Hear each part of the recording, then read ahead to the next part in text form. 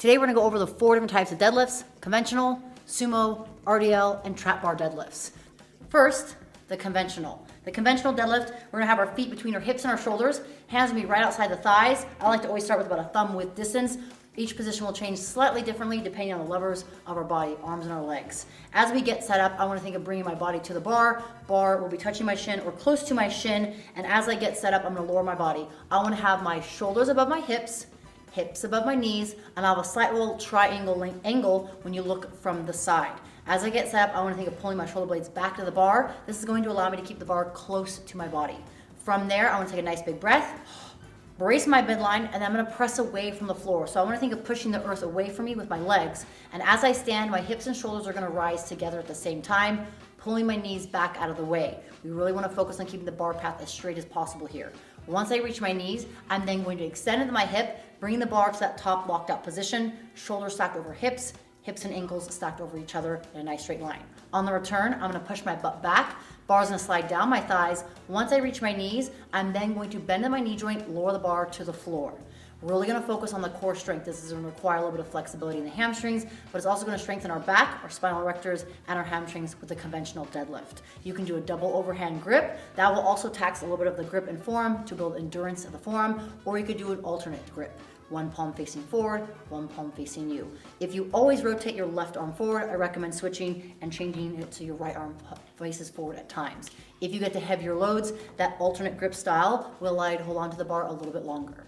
For the sumo deadlift high pull, we're going to change a few things, specifically our stance and our hand position. The sumo deadlift is going to incorporate a little more strength building for our hips and our glutes, as well as our core.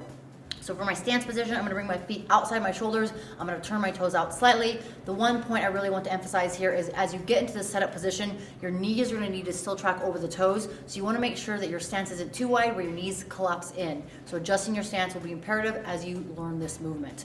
So as I get set up, my hands are gonna come inside my legs, about a thumb width distance. My knees are gonna be tracking out over the toes, bars close to my shin. My setup position is similar where I still have my shoulders above my hip and hip above knee. I still have that triangle, but that triangle has changed a little bit. As I go to lift, I want to brace my core, take that big breath, and pull the lats into my body so I can keep my bar close to my body and have a straight bar path. I'm pressing the earth away from me as well. Hips and shoulders rise together, and then once I pass my knees, I'm extending my hip, finishing in the top position. On the return, my butt's gonna go back, bar will slide down my thigh. Once I reach my knee again, I'll then bend my knee joint and have the bar come back to the floor.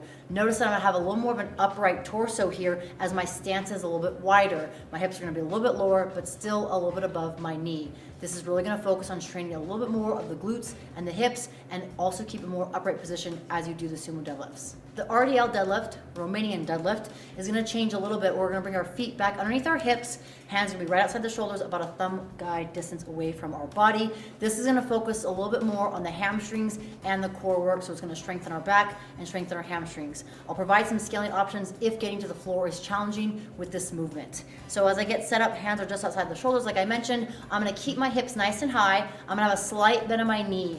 As I hinge from the hips, I wanna make sure that my back is nice and flat as I go to lift from the floor. From here, since my knee is slightly bent, I wanna maintain that position as I extend from my hip, squeezing my butt and extending to the top position. On the return, I'm gonna hinge back from my hip, slight bend in the knee, and lower the bar all the way to the floor. I wanna ensure I'm keeping my back nice and flat as I do these RDLs.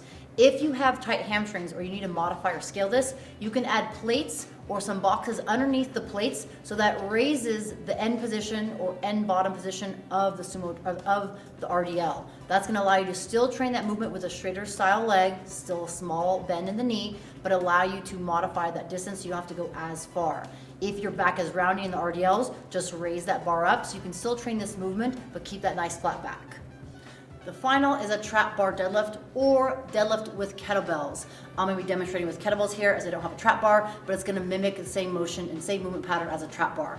Doing a deadlift with kettlebells or trap bar can be a little bit less stress on the back and I'll actually allow individuals with any back injuries or back issues to do some deadlifts. The reason for this is it changes the setup position where you don't have to navigate around the bar. It's a little less technical and a little easier to learn. For the trap bar deadlift or deadlift with the kettlebells, your feet are gonna be a little bit closer directly underneath or inside your hips as you're having to navigate the weight on the outside. From there, if I'm grabbing with my kettlebells, I'm gonna grab towards the front of the kettlebell, close to that corner, so as I lift that kettlebell, the weight kind of pulls back. I want to be bending at my knees and at my hips. I'm going to have a little more of an upright torso, and this doesn't include a little more musculature or include more use of the musculature of our quads. I still want to press away from the floor, having my body raised at the same time, but I don't have to worry about my knee position relative to the bar, as there is no bar. So I extend all the way up to the top, I finish the top position, I squeeze my butt. On the return, I'm going to hinge from my hips slightly, then start to bend the knees, and I'll bring the kettlebells close to the body. If you are using kettlebells, you have to make sure that your feet are relatively close to one another so you don't land the kettlebell on the toe. If you're using a trap bar, you can have a little bit wider stance with your feet, but still keep them directly underneath your hips, as that's going to allow you to have a good power position. That also will transfer to other movements that you might be doing, such as broad jumps or box jumps, which we look at economy of training. So again, if you're doing the deadlift with a trap bar or kettlebell, you're going to be a little bit closer. The other option is to do them with dumbbells, where one dumbbell head would just touch the floor. But again, you have a narrower stance, and you can use a little more musculature of the quads when you do deadlift with these movements.